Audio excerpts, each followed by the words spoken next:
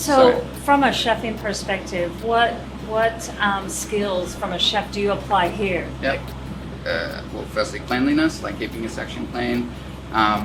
Organization, you have to keep your section clean and organized, otherwise you're not going to survive service.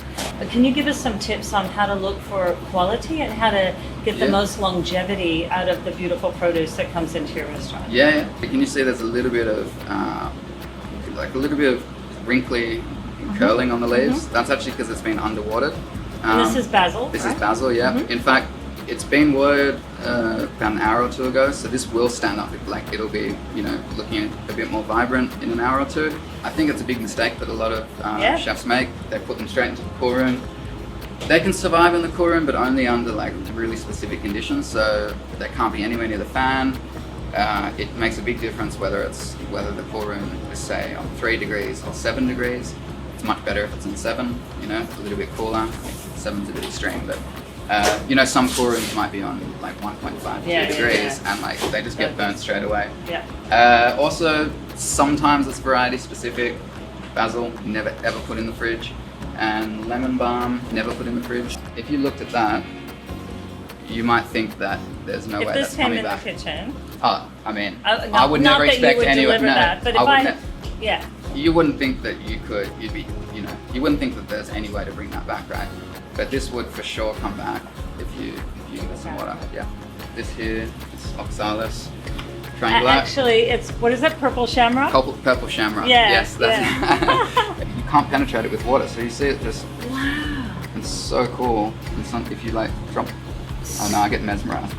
So Noah, as a chef and as a producer, what tips would you give people starting out in the industry today on how they can think and act more sustainably? I'd say ask questions. We have a real commitment to transparency. If you look on the website, we have a thing on our sustainability page which says to the public, if you've got ideas on how we can be better, we always encourage that. And that's why the connection is so important, to know who you're buying from. Yep. Ask those questions. Absolutely. And know what you're spending your money on. Farmers and chefs, I think it's kind of it's a relationship that it has to be close. It really should be. So, and that is really I think probably for me the biggest promise of vertical farming is that it can connect people to food again in some ways. That's not to say that you can't be connected with other farms, but I think it just gets the conversation going because it's a real it's a good place to start.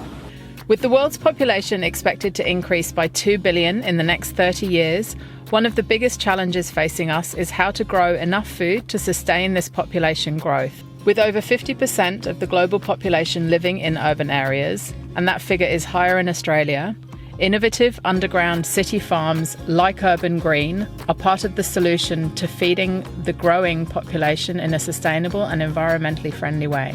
So how can we, in our hospitality roles, as well as individuals, support innovative and environmentally focused producers like Urban Green?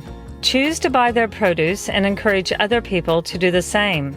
That way, they can grow and expand, which means more people can access top-quality, fresh produce at affordable prices. By doing so, you are part of the solution and playing an active role in combating climate change. It's an easy win, in our opinion.